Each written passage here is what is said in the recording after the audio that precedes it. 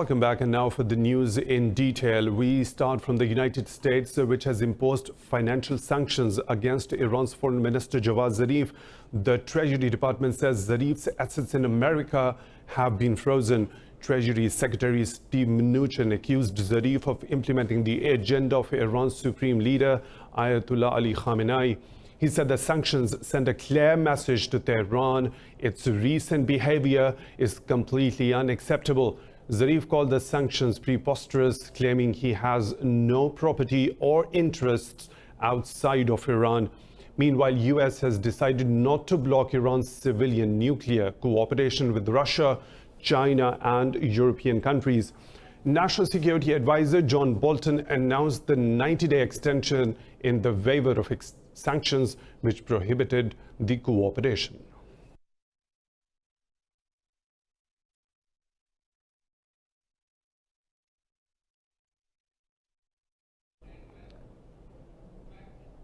In another development, Iran is ready to talk to Saudi Arabia if the kingdom is willing to do so. In an interview, Foreign Minister Mohammad Javad Zarif said Iran has never closed doors to a dialogue. Tensions in the Gulf have spiked since Saudi Arabia accused Iran of attacking ships in the Strait of Hormuz in June. Iran has rejected the allegations. Meanwhile, Iran and the United Arab Emirates have held talks on maritime security amid spike in tensions in the Gulf. Officials from both the countries met in Tehran and discussed issues related to border security and navigation in the shared waters.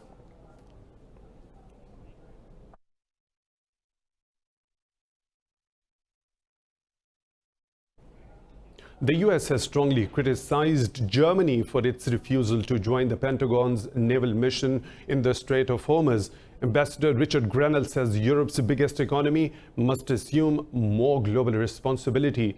Talking to German media, Grenell slammed contradictory statements from Berlin authorities. He said one minister spoke of considering the request while another minister rejected it. Earlier, German Foreign Minister Heiko Maas ruled out participation in the US proposed naval mission.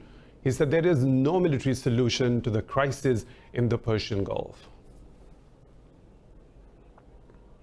The 13th round of the international Astana talks to resolve the Syrian conflict have begun in Kazakhstan. Iran, Turkey, and Russia, with representatives of the Syrian government and the opposition, are taking part. The government delegation is headed by Syria's representative to the UN, Bashar al-Jafri. The Kazakh foreign minister says delegations from Iraq and Lebanon will attend as observers. Technical consultations will be held today, while the plenary session will take place tomorrow. Earlier, Syria's government and rebels exchanged prisoners ahead of the talks as confidence-building measures. The Kazakh Foreign Ministry says the results of the two-day talks will be made public. Turkey has ramped up its military presence at the Syrian border after threatening to launch a full-scale operation across the boundary. Armored vehicles and commando units have been dispatched to the border province of Sanli-Urfa. A 12-vehicle military convoy accompanied by gendarmerie forces has arrived in province's Chilan-Pinar district. Ankara has been pushing the US to finalize and implement a safe zone near its border with Syria. Last month, President Tayyip Erdogan threatened to take matters into his own hands if the zone was not established.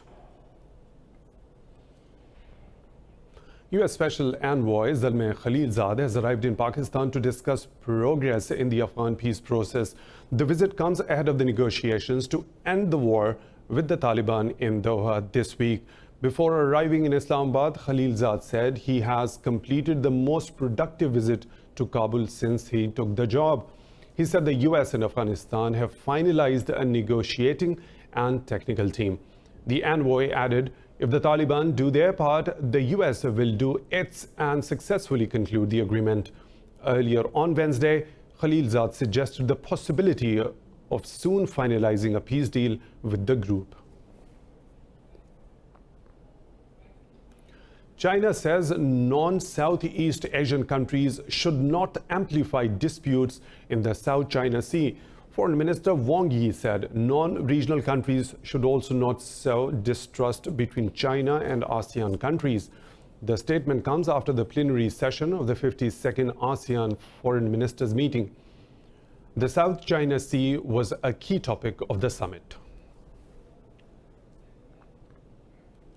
The United States has said China will buy more American agricultural products. This comes after high-level trade talks between the U.S. and China concluded in Shanghai. White House Press Secretary Stephanie Grisham says the talks were constructive and the next round will be held in Washington in September. China says Washington should show more sincerity and honesty in the trade negotiations.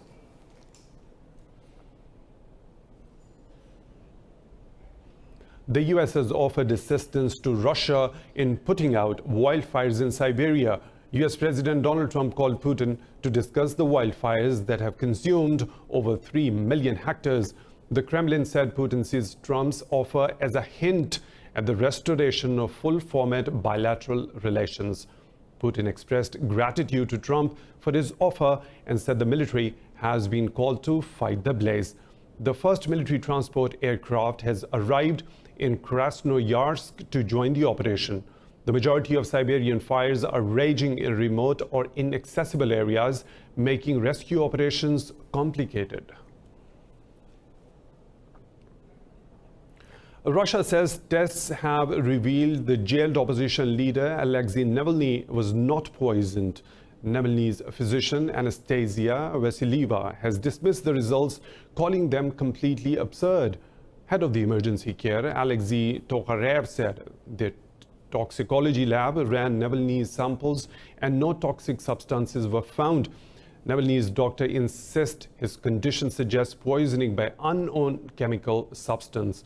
The opposition leader was arrested 2 weeks ago after his call for protest rallied thousands onto Moscow's streets against the government. He was hospitalized at the weekend after contracting a severe allergy at the end of July. Britain's Prime Minister Boris Johnson has urged political parties in Northern Ireland to step up their efforts to form a power-sharing government. During meetings with the region's main parties, Johnson reiterated his determination to split with the European Union. Details in this report. British Prime Minister Boris Johnson says restoring the power-sharing government in Northern Ireland is his top priority. Johnson has called for Ireland to scrap the border backstop clause in the deal negotiated under his predecessor Theresa May. My prime focus this morning is to do everything I can to help that get up and running again, because I think that's profoundly in the interest of people here, all the citizens here in Northern Ireland, and I'll be helping the parties in any way I can to get that going and over the line. I expect Brexit may come up a little bit. I don't rule that out. Johnson met the leaders of Northern Ireland's 5 main political parties. In an interview, Sinn Féin leader Mary Lou MacDonald called for a border poll in case of a no-deal Brexit. She warned Johnson that leaving without a deal would be catastrophic for the 1998 peace deal that ended 3 decades of violence in the province. So we have met with Boris Johnson. We've had a fairly extensive conversation with him in which we have raised the issue of Brexit, his course of action, which seems to us to indicate that he has set the compass for a disorderly and a crash Brexit. After meeting the British Prime Minister, Democratic Unionist Party's Arlene Foster said a deal over the border issue can be achieved. Italy has allowed 116 rescued migrants on its Gregoretti Coast Guard ship to disembark.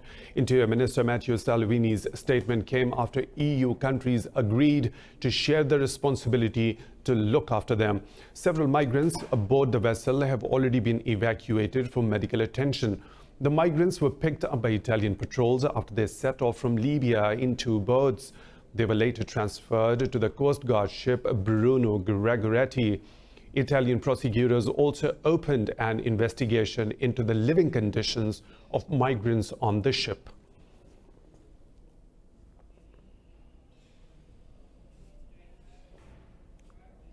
A rampant bacterium has infected millions of olive trees in Italy and could threaten the entire Mediterranean basin. The country's agricultural scientists are battling to contain the problem. The Italian olive industry has already suffered $1.3 billion in damages. More in this report.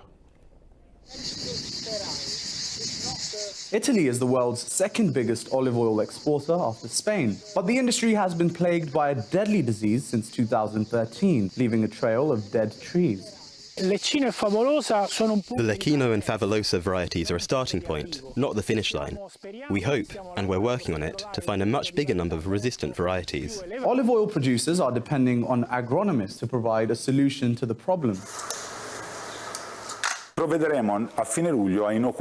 end of July, we will inoculate them with the illness. We will contaminate them with the insects that transmit the illness, so we have scientific proof that this plant, this indigenous variety that we could cultivate, doesn't catch the disease and so is immune. 21 million olive trees are already infected, and the bacterium is quickly making its way up north. If scientists can't contain the problem, the Italian economy could be left devastated. Coming up next in the Bulletin.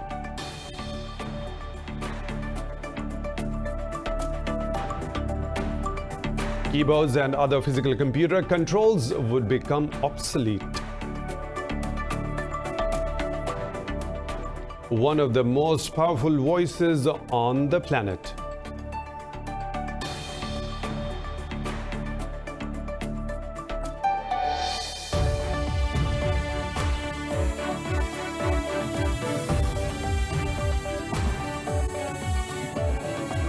Welcome back. Now we talk about India, where 6 people have been killed in heavy rains inundating the Indian state of Gujarat. The monsoon have wreaked havoc across South Asia, killing over 680 people since early July. In the city of Vadodara, government officials say 442 millimeters of rain fell in just 12 hours on Wednesday. 22 trains were cancelled in Gujarat, while Vadodara's airport has also been closed till Friday. This year's monsoon has hit India the hardest, with over 470 people dying across the country.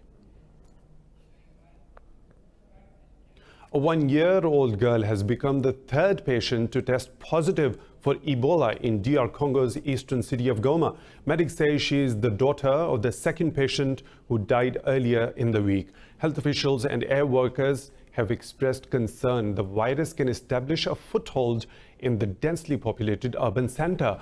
Goma's first Ebola case was detected in mid-July. Since then, the World Health Organization has warned that the disease can accelerate.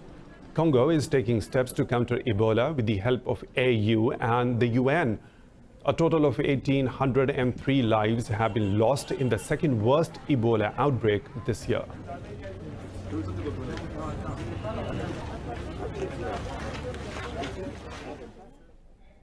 The Netherlands and Switzerland have suspended their funding to the United Nations Agency for Palestinian Refugees. The holdup comes after an ethics report criticized alleged mismanagement and abuse of authority. The internal report includes allegations of misconduct and discrimination by high-level officials in the region. The Dutch government has asked the UN agency in Palestine for clarification. The UN Commissioner General in Palestine, Pierre Cranbull, has denied the allegations. Cranbull has requested the donors to continue their funding for the refugees. Scientists are close to realizing the dream of a world where keyboards and other physical computer controls would become obsolete. Neurocomputing is now being used to help the physically challenged to experience the virtual world of gaming. More in this report. Technology is transforming the world as we know it. In a major breakthrough, Swiss scientists have developed a way of operating computers using human brain signals. Their system allows people with motor function disorders to play computer games only using their thoughts. A simulator uses brain waves as control signals. The skull is a very good insulator, and of course it protects your brain, that's a good thing, but it also protects the signals that your brain is producing from us who we want to read them. So the next generation technology will somehow find a way around this problem, and that might mean that we are not measuring through the skull anymore, but that we are measuring inside the skull.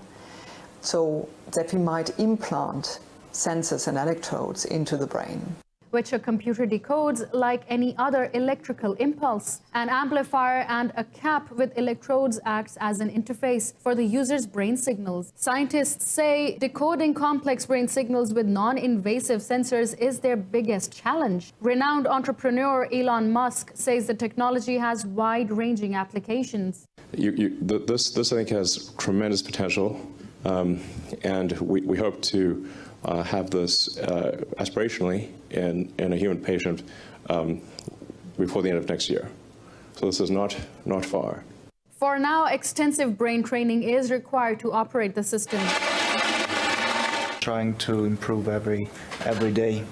I'm moving my fingers, my feet all day long just to relax, because I can't really feel them anymore, but in my mind I can still control them, and so I move them all the time actually. Neuroscientists say the next step could be implanting sensors and electrodes directly into the brain. Bulgarian singer Smiljana Zarieva has broken a Guinness World Record by having one of the most powerful voices on the planet. A Guinness World Record official says her voice can stay pitch perfect despite going as high as a rock concert or an emergency vehicle siren. Details in this report. The star singer's glass-shattering performances would make her audience tremble. Zarieva says she burst into tears when she received the official Guinness World Record certificate last month. The moment I saw the monitor reading 113.8 decibels, I was amazed and very happy. And when it was over, I burst with joy. Keen on Eastern meditation techniques, Zarieva wants to explore the curative effects of sound. I will use this voice to the benefit of the people to cure. The singer uses a crystal instrument known for its soothing, relaxing, and meditative effects, and a chain of large bells.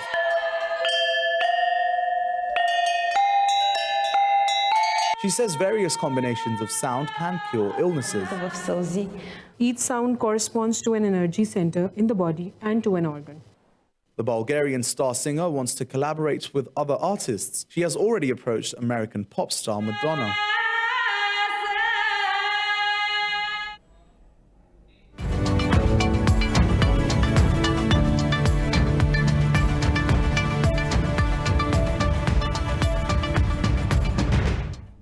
Lows in the highs of the business world now. Asian shares have fallen to 6-week lows after the U.S. Central Bank dampens hopes for a string of rate cuts. The U.S. Federal Reserve Bank cut rates by 25 basis points, citing global developments and muted inflation as reasons. The stock market sold off aggressively after Chairman Jerome Powell said the cuts were just a mid-cycle adjustment. Japan's Nikkei and Australia's ASX 200 slipped marginally. Mainland Chinese stocks fell as a private survey showed Chinese factory activity contracted in July. Hong Kong's Hang Seng is in negative territory. South Korea's Kospi traded almost flat.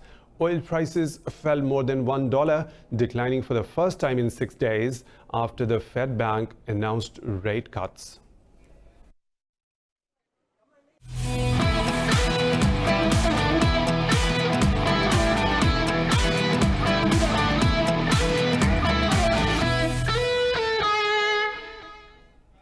And now the sports updates at the Pan American Games in Peru. Canada have won the gold medal in the women's artistic swimming finals. Mexico secured silver, while the United States took the bronze. The Canadians finished on the top with a total score of 180.03 points.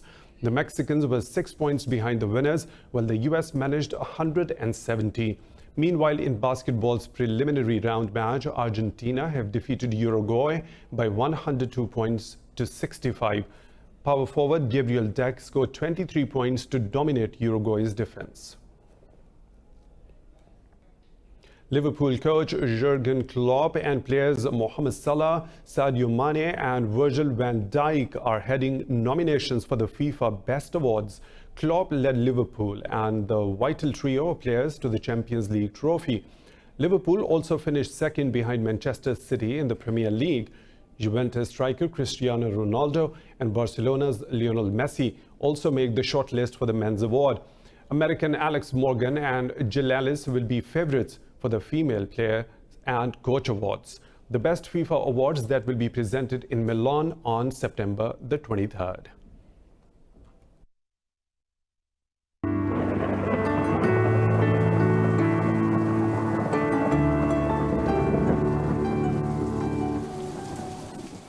And now the weather situation from around the globe.